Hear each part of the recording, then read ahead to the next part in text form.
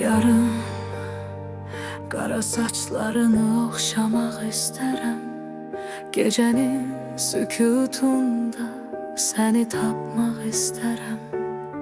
Sanki dəniz gözlərinə dalmaq istərəm. Bu ürək yalnız sənin adını deyər.